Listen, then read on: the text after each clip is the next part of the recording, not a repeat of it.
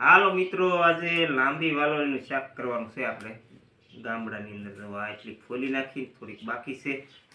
તો હવે ફોલીને આ સાદું ને સિમ્પલ શાક મિત્રો, જો ગામડામાં આવી રીતની વાલોળ મળી રહેતી હોય છે આપણને વેચતી, અને અત્યારે બકાલું તાજું હોય અને દવા પણ ઓછી છાંટેલી હોય. તો આ લાંબી વાલોળ અને લીલી વાલોળનું શાક બનાવીએ તો કન્ટિન્યુ વિડીયોમાં જોતા રહેજો.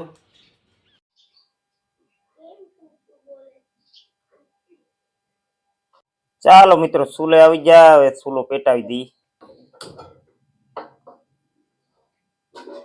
હાલો, હવે લોયું મૂકી દઈએ. આપણે વાલોળનું શાક બનાવવાનું છે.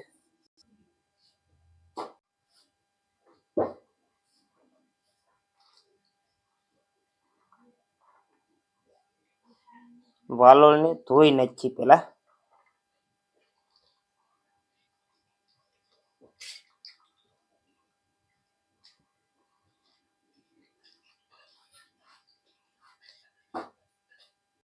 હાલો મિત્રો, હવે તેલ નાખી દઈએ એમાં.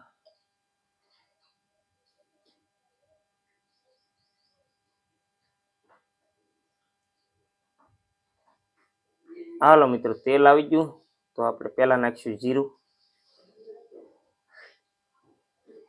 હવે નાખીશું વઘારણી.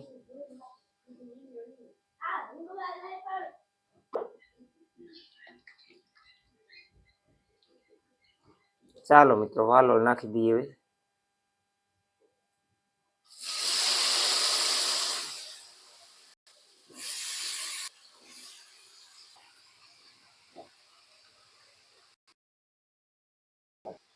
ચાલો, વાલોળ નખાઈ ગઈ. હવે આપણે છે ને અને ઉપર નીચે કરી નાખીએ એટલે તેલ ભળી જાય.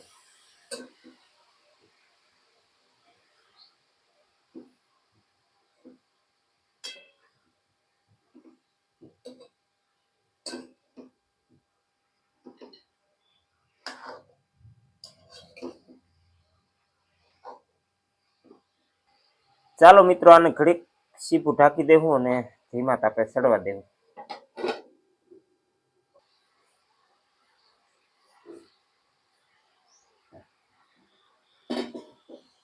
જો મિત્રો, શાક છે એ ગળવા આવ્યું છે, એટલે આમાં હવે આપણે થોડુંક મીઠું નાખીશું.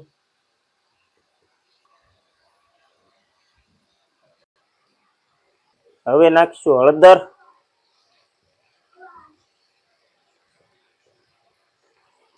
હલાવી નાખીશું.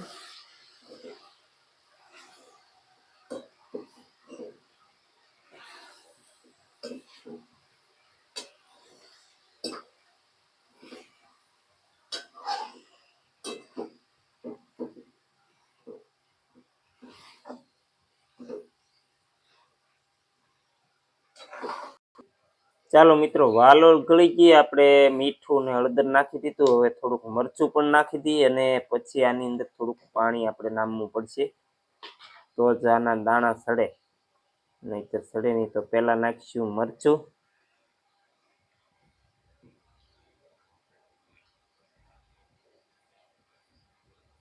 હવે નાખીશું ધાણા જીરું.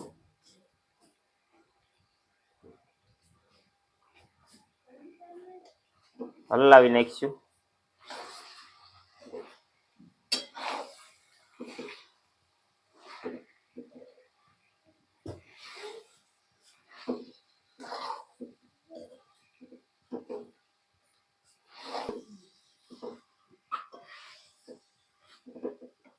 હવે થોડુંક પાણી ઉમેરીએ મિત્રો.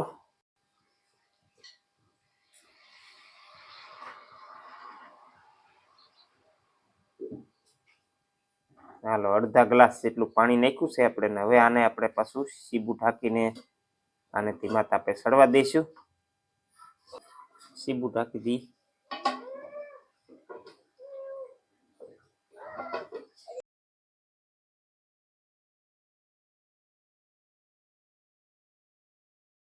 હાલો મિત્રો, જોઈ લઈ વાલોળનું શાક.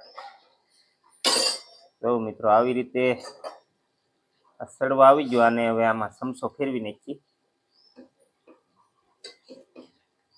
હજી થોડીક વાર લાગે એમ છે, પાણી છે અંદર, એટલે ઘડીક સડવા દઈશું પાછું. તો મિત્રો જોઈ લઈ શાક તો આપણું સડી ગયું છે અને પાણી પણ બળી ગયું. તો હવે ઉતારી લઈશું.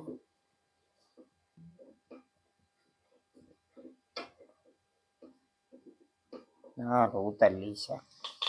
તો આવી રીતે વાલોળનું શાક બને ગામડામાં. તો અહીંયા મિત્રો વિડીયો પૂરો કરીશું. ફરી મળીશું નવા વિડીયોમાં. અત્યારે સૌને જય શ્રી કૃષ્ણ.